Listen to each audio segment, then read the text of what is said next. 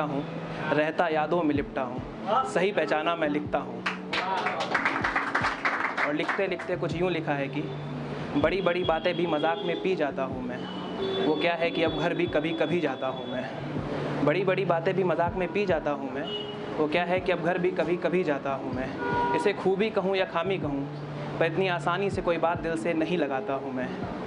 आ जाएं कितनी भी झूरियाँ मलाल की चेहरे पर मेरे, आ जाएं कितनी भी झूरियाँ मलाल की चेहरे पर मेरे, पर एक नींद के बाद आईने में फिर वही छवि पाता हूँ मैं। पर एक नींद के बाद आईने में फिर वही छवि पाता हूँ मैं। और जो बातें अगर मन में रह भी जाएं तो उन्हें पन्ने पर उतार कर खुद को कवि बताता हूँ मैं।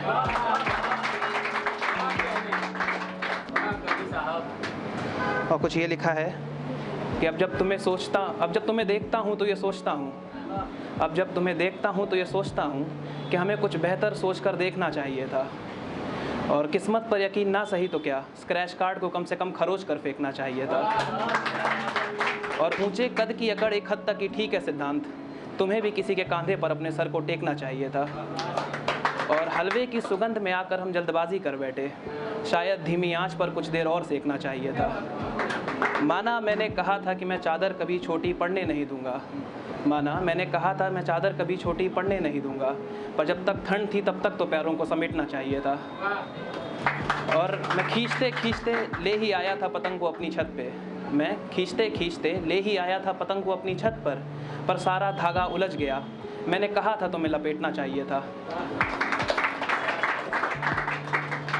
और कुछ पंक्तियाँ ये लिखी हैं कि है सुंदरता तुम्हारी किसी बनावट से नहीं, ये उरूज सादगी है, हो अगर खूबसूरती तुमसी तो फिर गुरूर लाजमी है।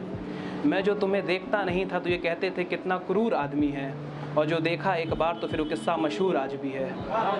और जो देखा एक बार तो फिर वो किस्सा मशहूर आज भी है। किससे प्यार कर लिया ये गलती नहीं, मेरी तो भूल आशिकी है। जब तक तैयार हुआ मैं सज धज कर, देखा आईने पर धूल आ चुकी है। और अब कैसे झुक जाऊं मैं नज़रों में तुम्हारी, मुझे उठाते उठाते कोई अपना कूल्हा झुका चुकी है। अब कैसे झुक जाऊं मैं नज़रों में तुम्हारी, मुझे उठाते उठाते कोई अपना कूल्हा झुका चुकी है।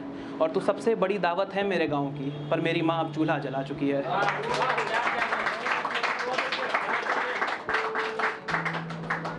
और कुछ ये लिखा है कि बात चल रही हो तुम्हारी और दिल भी धड़के, मजाक है क्या।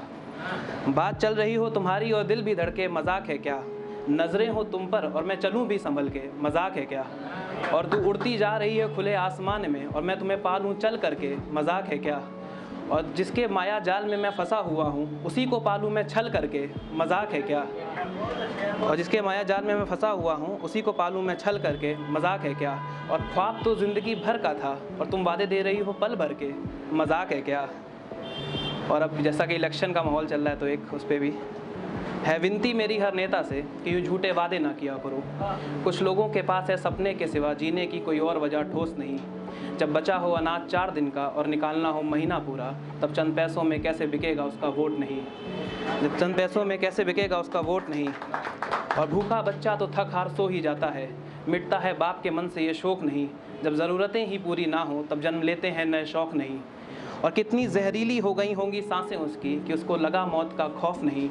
और एक ले देकर स्वाभिमान ही तो बचा था उसके पास। जब बाप को झुके सर को देखा बच्चे ने तो उसको भी चोट लगी। और तुम्हें ये बात भी ना बहुत लगी कि उसे ज़िंदगी से आसान मौत लगी।